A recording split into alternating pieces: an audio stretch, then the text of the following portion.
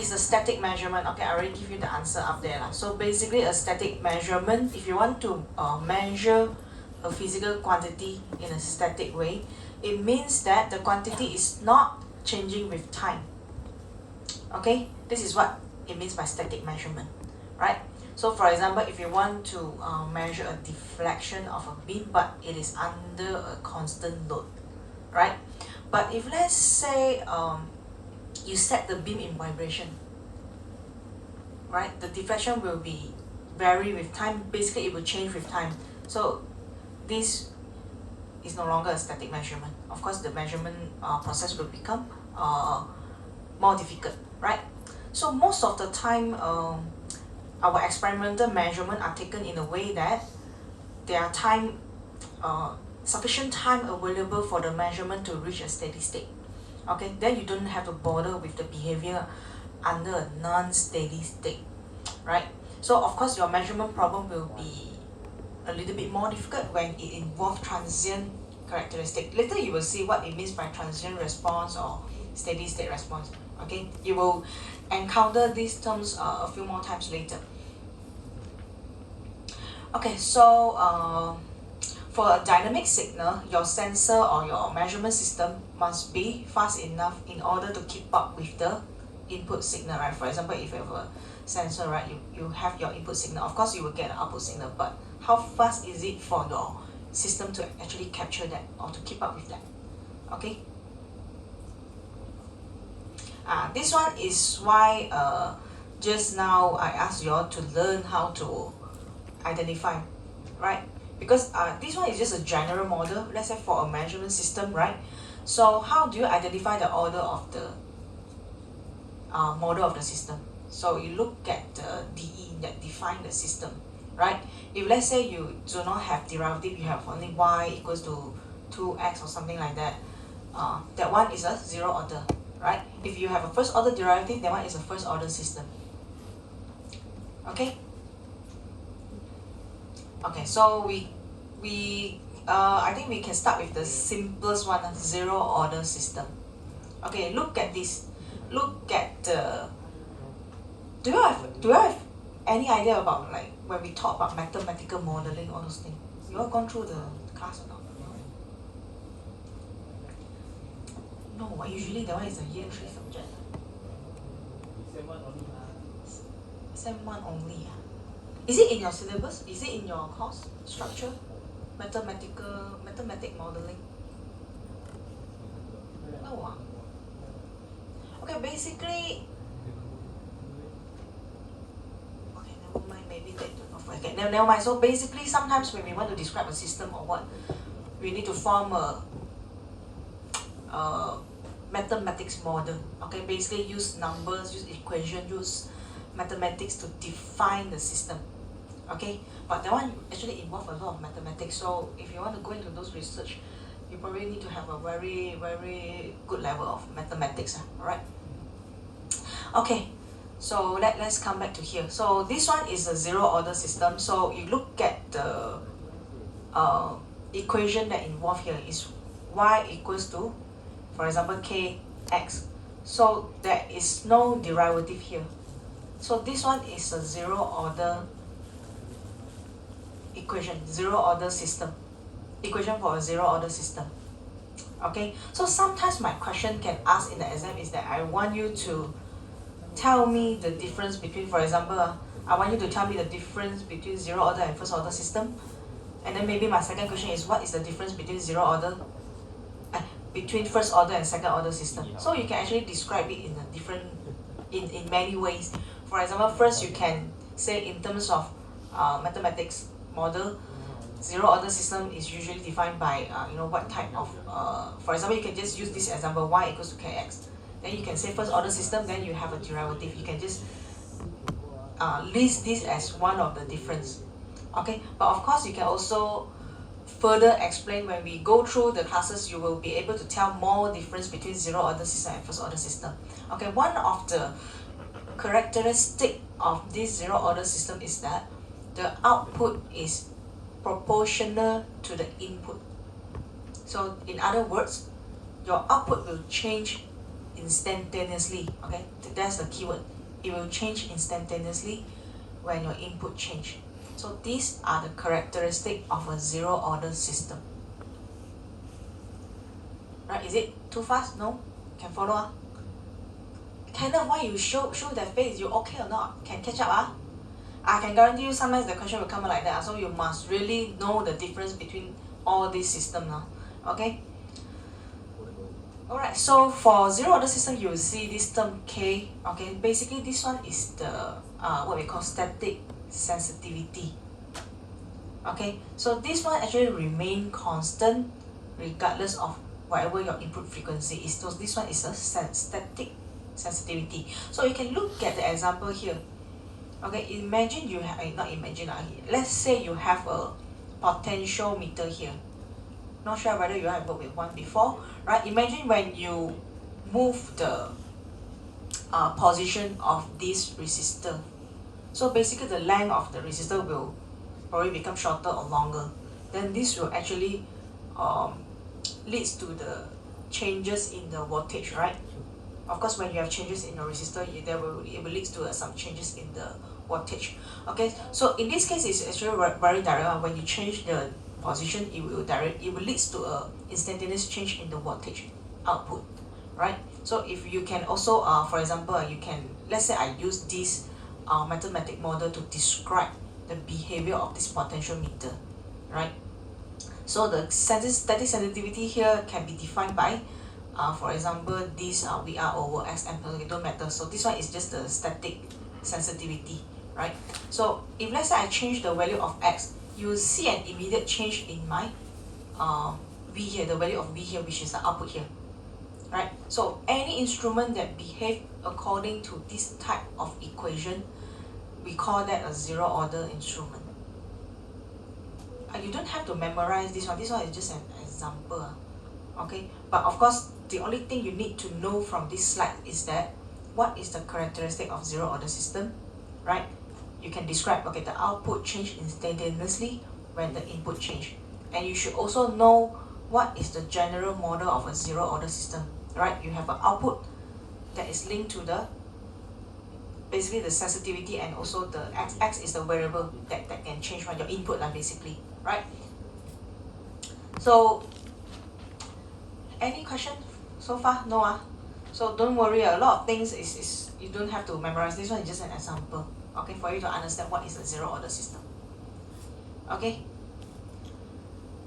You can look at these ones, right? So this one actually show you the characteristic of a zero order instrument. So you can see that if let's say you are measure a certain physical quantities here, right? This one is whatever it is, so a physical quantity, for example. So if let's say you measure something there, you can see that for a zero order instrument, you will get an output that is that show you an instantaneous changes there, right? Followed by a step change in the measured quantity here. You can see that the output actually will move immediately to a new value following the input, right? Okay, so don't worry, later I will give you more question. You will understand better of all this type of zero order, whatever, first order, second order. Okay, but now at least you understand the concept first. All right. Okay, so there isn't much question can be asked on the zero order. Sometimes they will, maybe just a one small or one short one. Okay, but there are chances that it will come out also, but just a simple one, right? So first order system. So can we move on to a first order now? Jane Hong, tell me how to tell the difference between zero order and first order in terms of mathematical model. Zero order output change instance. No, in terms of mathematics model. Mathematics model. I think. How to tell the difference between them mathematically in terms of their model? Baru je cakap, forget already. Instantaneously you forget about that. You're like zero order system, right? Goes in and goes out, nothing.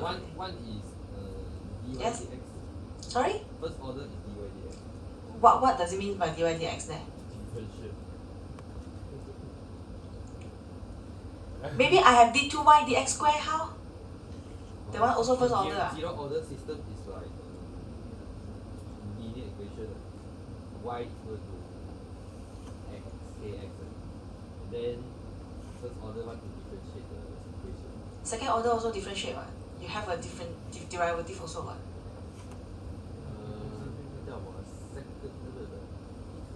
The order. For second order, differentiate 2 times. Okay, means it's y dx squared. okay. Can ah? Okay, so you can tell if let's say now I ask you what's the difference between zero order and first order, you can actually explain in terms of mathematical model, right? You can use the equation to tell, right, y equals to kx. And then for first order system, you have a first order derivative, for example, dy dx, something like that. Okay, you can describe that. And also another point is, okay, let me tell you here. So for first order system, there will be some time delay between the output and the input. Okay, so if I ask you another difference of zero order and first order system, so you can say for zero order system, the output change instantaneously when the input change. But for first order system, there will be some time delay between the output and the input. So these are the very important point that you all should know. Okay, and also if let's say you are asked about that, you should be able to answer to tell the difference between zero order and first order. Yes, Wilbur? For zero order, it will change instantaneously. So, but for first order system, there will be some time delay. When you change position, No. output will change. You will have output, but there will be some time delay. Later I will show you some example there, but you need to remember the difference between them is for a zero order system, the output will change immediately, right? Change instantaneously. But for first order system, you will see some time delay. But how long or how short is that? That is something that you will learn about the calculation later, how to calculate the time delay. Okay? Right, for example, if you use a thermometer, it will take some time, right, for you to respond. I'm not sure whether you have used a very old school kind of thermometer when you go to the clinic, right? It will take some time for you to take the reading when you reach the steady state. Okay, that's the time delay. Okay. So you can look at the mathematic model here. So for first order system, you can see that the derivative is in the first order, right? It's a first order DE.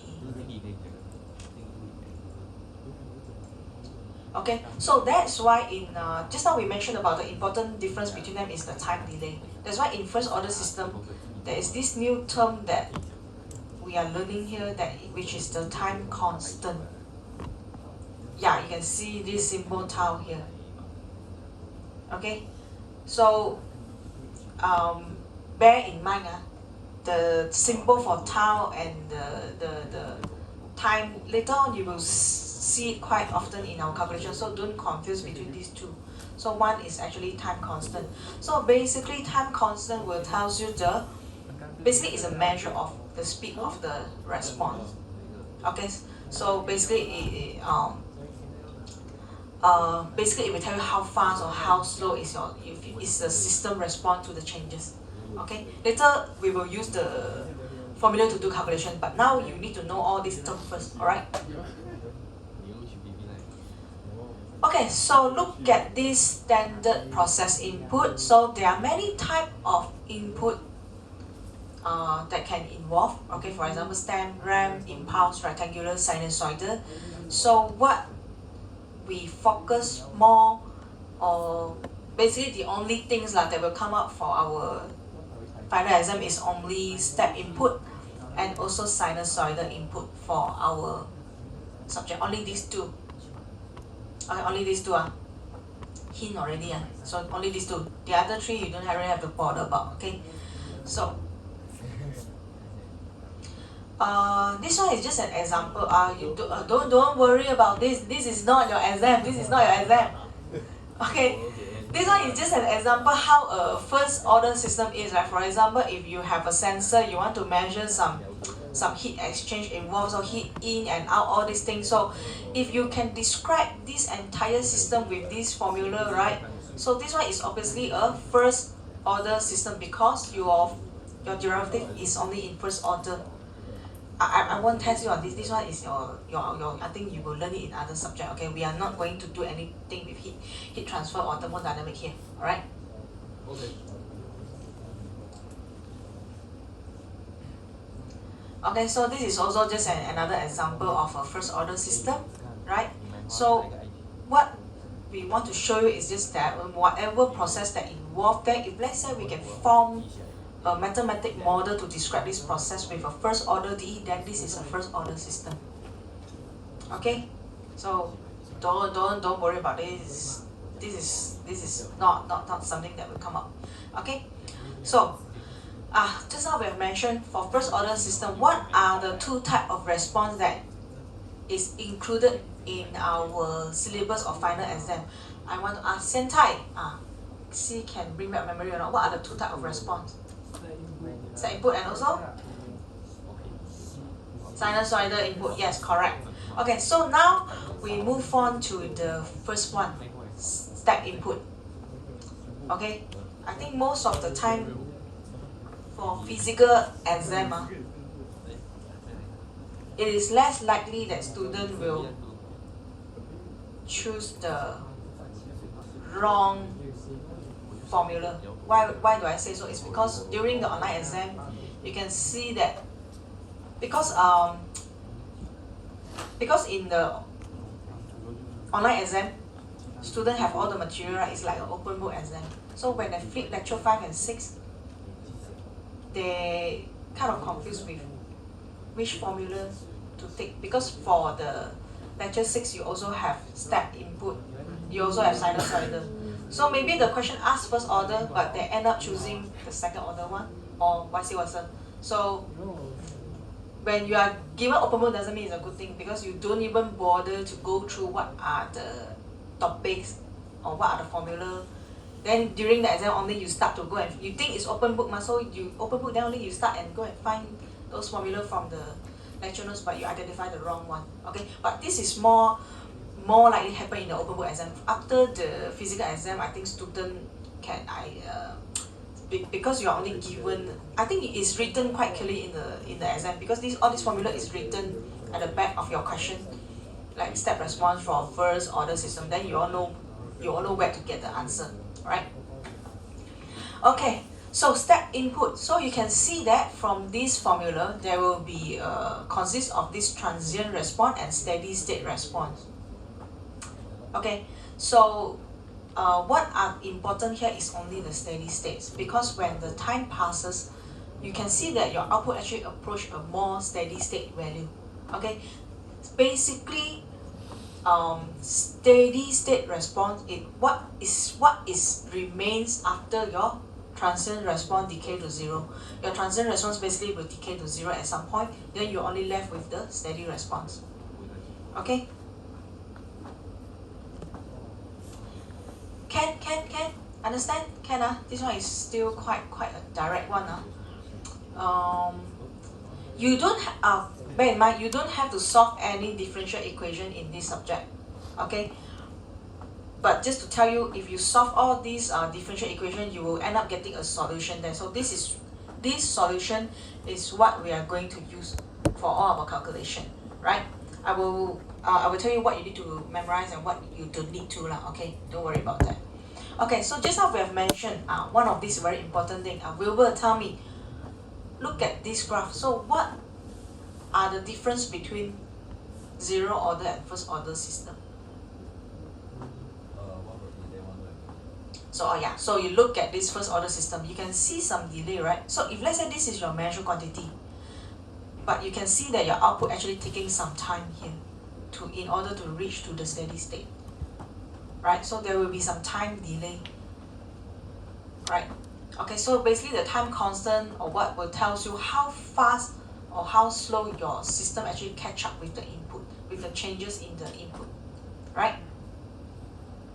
Okay, so another thing that involved here is that you can see that at this point where your magnitude is about 63%, right? If you plot the graph here and it leads you to this time constant here. So time constant actually is already well defined. You have to remember time constant is always the time required for your system to respond 63.2% of a change. This one is a defined definition already, well defined already one. And same goes for the rise time. Okay, rise time is the time required for your system to respond to 90% of a step change. Alright, so if let's say how to find your rise time is that basically at 90% of your output there, it should give you the rise time. These two are defined already one. So sometimes to test whether students understand the difference between them or not, we also may ask or describe or briefly describe what is time constant or rise time. So can you explain now? If let's say I ask you. Why, Xiaoyan? Xiaoyan, tell me. Define time constant and rise time. This one you have to really know very well, because later when you do our question, you will keep seeing this term, time constant, rise time, or sometimes the question can hint you in a very subtle way is that they don't tell you what is the rise time. Maybe they tell you the time taken for the system to reach 90% of the output is, for example, 3 seconds. Then you should extract the information from here. This one tells you the rise time. The question may not directly tell you rise time or time constant, but they will hint you in another way. So Xiaoyan, tell me what is time constant and what is rise time? Rise time is like what is the how long it takes to Yes. respond the How long? How what? That's it. Baru we go through 90%. Okay, it's always 90%. Okay, time constant is always 63 or 63.2%. You must remember the value. Okay. Okay, so now I think we can go through some question here already. Okay, this formula is very important for you to solve a step response of a first order system. But good news for you is that you do not have to memorize it. Okay, this one is a very important formula. Okay, but let me tell you in detail. Okay, this R here is the error fraction. Okay, this is already very big R there. Okay, it's an error fraction. So before we go into the formula, I want you to look at these two graphs, for the left and the right. The left one is the output signal. Okay, don't bother about this t over time constant. So just look at this output signal, and on the right one is the error fraction. How do you correlate between these two? I give you 5 minutes to observe the graph. I want Jikan to tell me. How do you because Jikan Max is quite good. Jikan, tell me, look at this. How do you correlate between these two graphs? The output signal of a step response of a first order system and also the error fraction. How do you correlate them?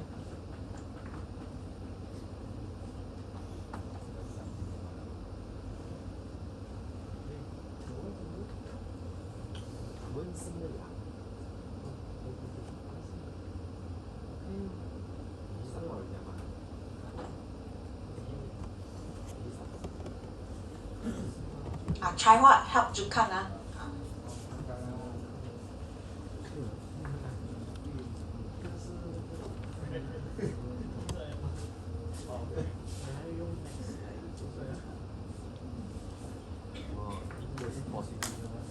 It's a gradient. It's a gradient. Can you correlate between these two graphs? What happened? One increasing, one decreasing. We all can see that, don't worry. How to correlate them? You're only describing what you see, right? One is increasing, one is decreasing, not wrong, but how to correlate between these two?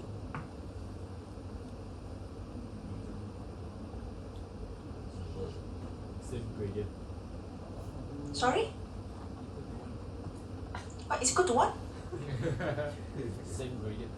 Oh, Same gradient. Just one negative, one positive. Sorry?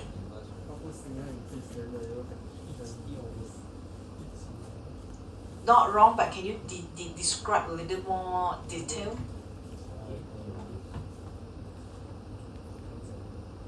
When output signal increase, the error will decrease. Sorry? What?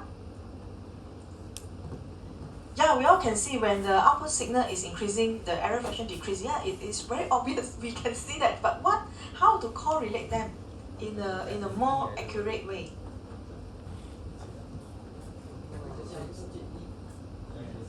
Yeah, I think some of you spotted that already.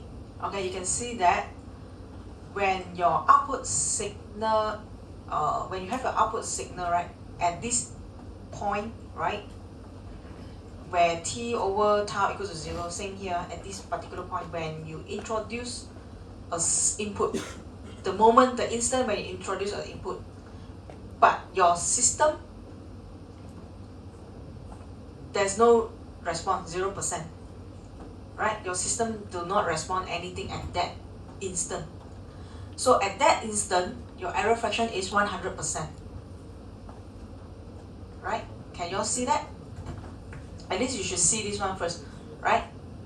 At that instant when you introduce a step change, your system did not respond anything, 0%. No response, no nothing, cannot do it, not doing anything. That's why your error fraction is 100%. So it means that your system is actually 100% in error, right? Can anyone do not see this part? Raise your hand. Hey, don't be shy. If you all don't raise hand, I assume you all already know that I will keep going one. Can? No measurement, so it's standard. because no measurement, it's No, basically no response from your measuring system. That's why your error is 100%. So you can see that when your system start to respond, you can see that the error fraction is going down. And you can see that at this t over tau equals to 1, your system responds 63.2%, correct? So what does this mean? If let's say your system responds 63%, your error fraction will be, what will be the value of your error fraction? 37, correct? I give you another question. Kenneth, if let's say my system respond 90%, what will be my error fraction? If my system respond 90%, what will be my error fraction? 10%, so 0.1. Can? Do you understand the logic? Can Why some start smiling already? If you all do not know, you faster you go and ask your friend left and right. If you cannot, then you ask me again. This is a very important concept. If you all do not know, please ask your friend. I give you 2 minutes to sort this out. Later I will test you again to see you understand or not. You just need to understand this part first, okay?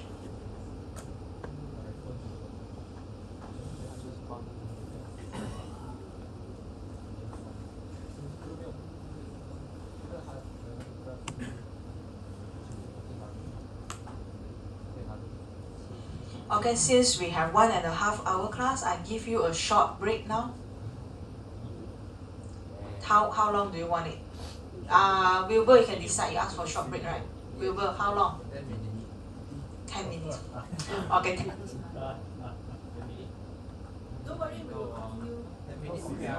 不是到11点咩？11点半。